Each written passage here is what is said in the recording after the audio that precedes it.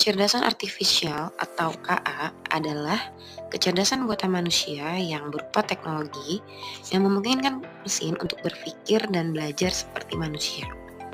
KA ini dirancang untuk bisa mengerjakan tugas-tugas yang membutuhkan kecerdasan manusia, seperti belajar, memecahkan masalah, sampai mengambil keputusan.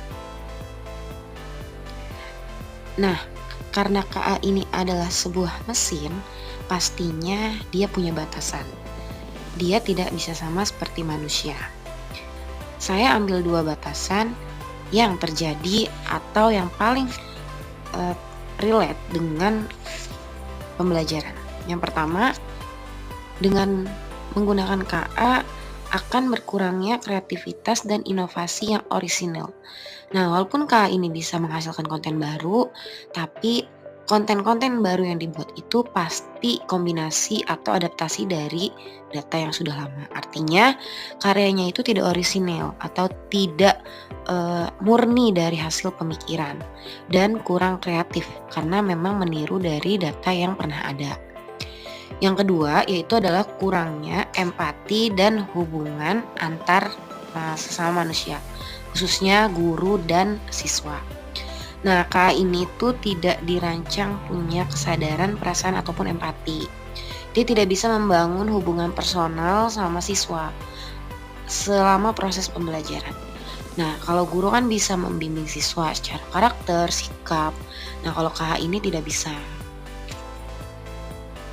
Dampak dari keterbatasan KA dalam pembelajaran.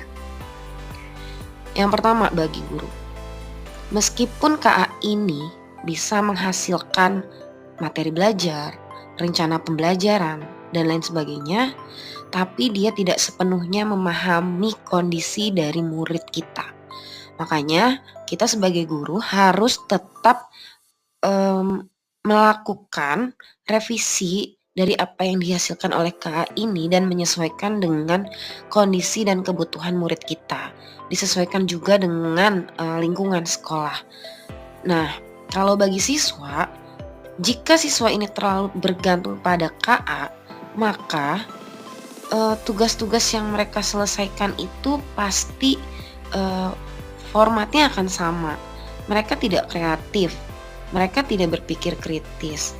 Jadi mereka hanya mengandalkan KA sebagai pemecah masalah mereka. Prinsip etika penggunaan KA dalam pembelajaran. Yang pertama, transparansi dan akuntabilitas. Kalau kita menggunakan KA, ya kita harus tetap menyatakan bahwa memang itu adalah hasil dari KA, bukan hasil orisinal karya kita. Jadi harus tetap transparan soal itu. Kalau akuntabilitas, segala yang dihasilkan KA itu adalah tanggung jawab dan keputusannya tetap di tangan kita. Kita tidak bisa menelan begitu saja apa yang dihasilkan oleh KA tersebut. Yang kedua, tetap harus dalam pengawasan kita. KA ini hanya sebagai alat pendukung, bukan pengganti manusia. Nah, segala sesuatunya harus tetap kita yang memutuskannya. Berikut contoh penerapan etika dalam penggunaan KA. Misalnya, ada seorang siswa yang punya tugas untuk membuat esai. Nah, siswa ini menggunakan KA untuk membuat draftnya. Siswa harus mengembangkan draft tersebut. Artinya, dia melakukan revisi yang lebih mendalam, menambahkan pemikiran hasil sendiri, dan memastikan bahwa siswa itu benar-benar paham terhadap apa yang dia tulis. Nah, guru harus menekankan proses berpikir, bukan hanya hasilnya saja. Contoh kedua, misalnya guru menggunakan KA untuk membuat soal.